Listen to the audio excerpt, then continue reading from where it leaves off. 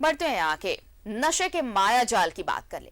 हाल के कुछ सालों में ओडिशा से बिहार और उत्तर प्रदेश तक गांजे की खेप को ले जाने को लेकर झारखंड की सड़कों का इस्तेमाल बढ़ा है। 2021 में इस तरह के मामले पिछले वर्षों की तुलना में काफी बढ़ी हैं, जो एक चिंता का विषय है। इसके साथ एक बड़ी चुनौती भी है। इसी के साथ युवाओं के नशे के प्रति बढ़ता रुझान और नशे के कारण उनके अंदर आ रहा फ्रस्ट्रेशन भी पुलिस को चिंतित कर रहा है। रिनपास की ओपीडी में मरीजों की तादाद बढ़ती चली जा रही है। ज्यादातर मरीज पैंडेमिक के कारण फ्रस्ट्रेशन का शिकार हो रहे हैं और हर रोज 3 से 4 ब्राउन शुगर का नशा करके बीमार होकर यहां आ रहे हैं। मनोचिकित्सक डॉक्टर सिद्धार्थ सिन्हा के अनुसार अप्रैल 2020 में 10 लोगों का इलाज नशा मुक्ति केंद्र में हो रहा था, मगर अगस्त में ये तादाद बढ़कर 47 हो गई। आज के दिन में बिल्कुल आप सही बता रहे हैं। जी, हमारे जो बाल विभाग है तो उसमें भी आज के दिन में काफ़ी लोग मतलब नशा का आदी होके, तो कई तरह का नशा है जिसमें दारू से लेके गांजा से लेके वो जो इनहेल करते हैं बम फिक्स या क्या क्या बोलता है वो सब को लेके तो कई सारे मामले आ रहे हैं। झारखंड के गुमला से 118 किलो गांजा जनवरी माह में बरामद किया गया था। लातेहार में फरवरी के माह में मिला था 114 किलो गांजा। फरवरी महीने में ही जमशेदपुर में 515 केजी गांजे की बरामदगी हो चुकी है। फरवरी में ही झारखंड के सिमडेगा से गांजे की सबसे बड़ी खेप 1050 किलो बरामद हो चुकी है। 697 किलो जमशेदपुर से जून में एनसीबी ने जब्त किया था। रांची के ओरमांझी में लगभग 8 किलो अफीम बरामद हुआ था। रांची के रामपुर नामकुम में 114 किलो गांजा बरामद किया गया था। 330 किलो गांजा जमशेदपुर में सितंबर में बरामद हुआ था। 655 किलो कुड़ू लोहरदगा से 2 नवंबर 2021 को बरामद किया गया था। पूर्वी सिंहभूम जिले के बहरागोड़ा से 425 किलो गांजा जब्त हुआ था। नामकुम पुलिस ने 2 दिसंबर को 686 किलो गांजा बरामद किया है। कांके थाना क्षेत्र में 200 किलो गांजा 4 दिसंबर को बरामद हुआ। प्राप्त करके कार्रवाई भी की गई है और कई सारी इंटरस्टेट गैंग्स और लिंकेजेस मिली है और उन जो अपराध कर्मी चिन्हित हुए हैं उनको गिरफ्तार करके उनको जेल भी भेजा गया है। साथ साथ हमारा ये फोकस है कि जो अपराध कर्मी गिरफ्तार हुए हैं उनको सजा दिलाया जाए। उसके लिए हम लोग इन केसेस के इन्वेस्टिगेशन पे भी काफी फोकस दे रहे हैं। साल 2018 की बात की जाए तो एनडीपीएस एक्ट के तहत 34 मामले सामने आए थे। वहीं 2019 में ये संख्या 65 हो गई, जबकि 2020 में इनकी संख्या 168 थी। 2021 में ये बढ़कर 318 हो गई। अफसोस की बात यह है कि नौजवानी की दहलीज पर कदम रखने वाले बच्चे इसका शिकार हो रहे हैं। बिहेवियरल एडिक्शन जिसको बोलते हैं वो भी काफ़ी हो रहा है। इंटरनेट एडिक्शन, गेमिंग एडिक्शन, तो ये सब काफ़ी बढ़ रहा है। पहले जो बच्चों में नहीं मिलता था, जैसे हम लोग समझते थे कि नशा खाली बड़े लोगों का ही बात है, तो आज के दिन में वो मिथ हो गया है। आज के दिन में काफ़ी बच्चे अफेक्टेड हो रहे हैं। इसलिए इसके लिए भी जागरूकता फैलाने के लिए हम लोग बहुत कोशिश कर रहे हैं। झारखंड में नक्सल प्रभावित जिलों में अफीम की खेती फिर से की जाने लगी है और सूचना के मुताबिक अफीम की खेती की निगरानी करने के लिए बाहर से लोग भी बुलाए जा रहे हैं। अरबों रुपए का नशे का कारोबार एक नेटवर्क के माध्यम से झारखंड से लेकर पंजाब तक फैला हुआ है। डर इस बात की है कि कहीं पंजाब की तरह झारखंड भी ना उड़ने लगे। न्यूज़ 11 भारत के लिए कैमरा पर्सन विशाल के साथ शाहनवाज अख्तर की रिपोर्ट।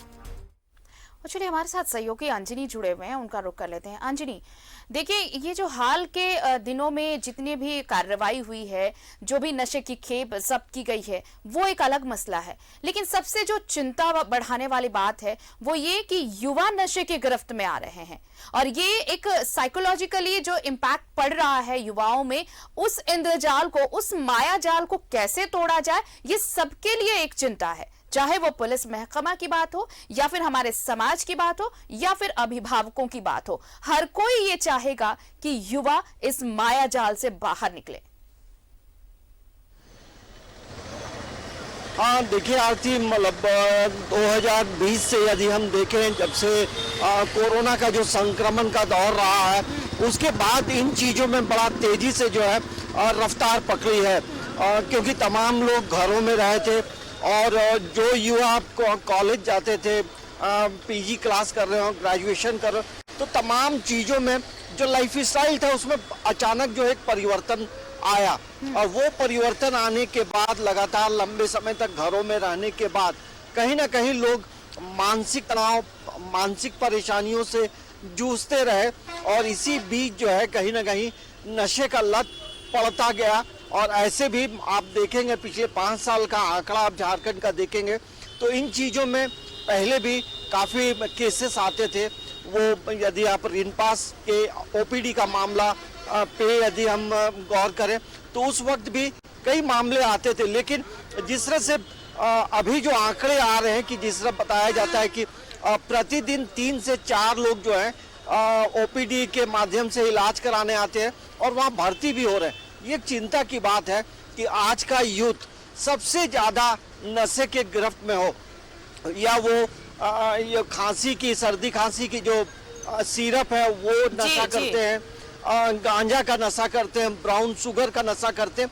और पिछले हम लोगों ने कई 1 आध महीने की हम बात करेंगे तो रांची के आसपास इन चीज़ों की खेप जो है बाहर से काफ़ी तेज़ी से आती है और उसमें हम देखते हैं दिल्ली से ब्राउन शुगर आ रहा है, बांग्लादेश से ब्राउन शुगर जो है वो रांची, झारखंड, जमशेदपुर में पहुंचता है और कहीं ना कहीं इन चीज़ों का जो है कारोबार कॉलेज के अगल बगल होता है।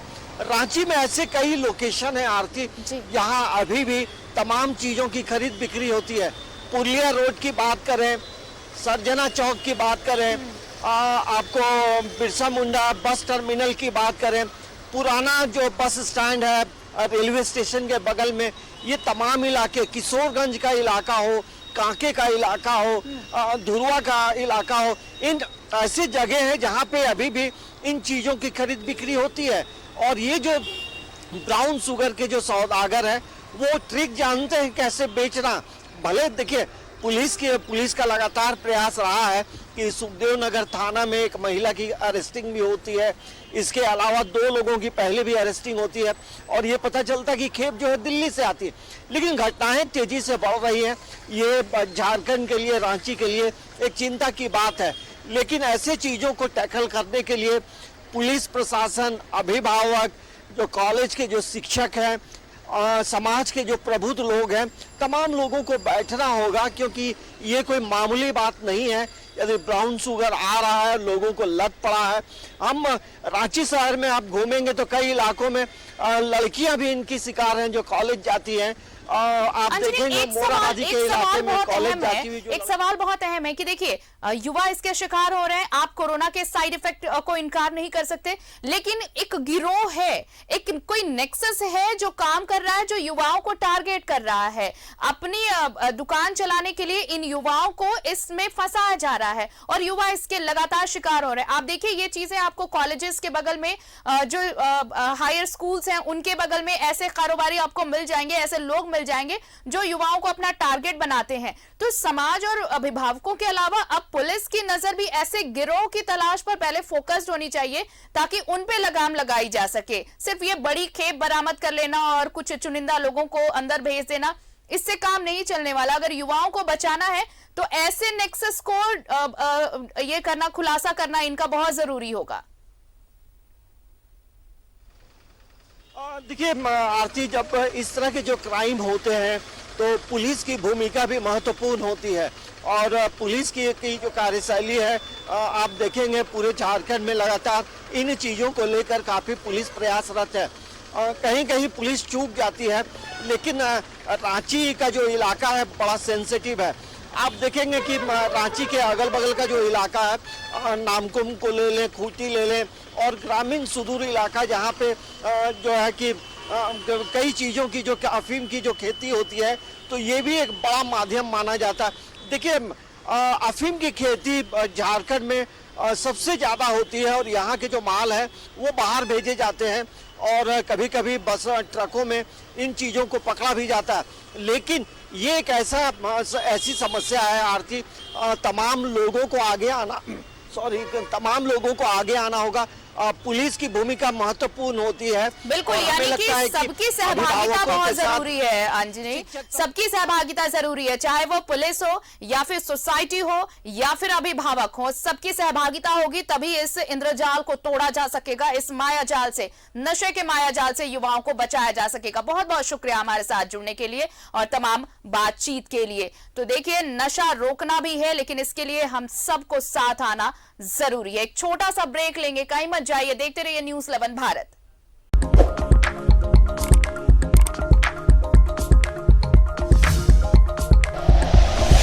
Like and share videos, subscribe करें हमारा चैनल और प्रेस करें बेल आइकॉन। न्यूज़ 11 भारत, सच है तो दिखेगा।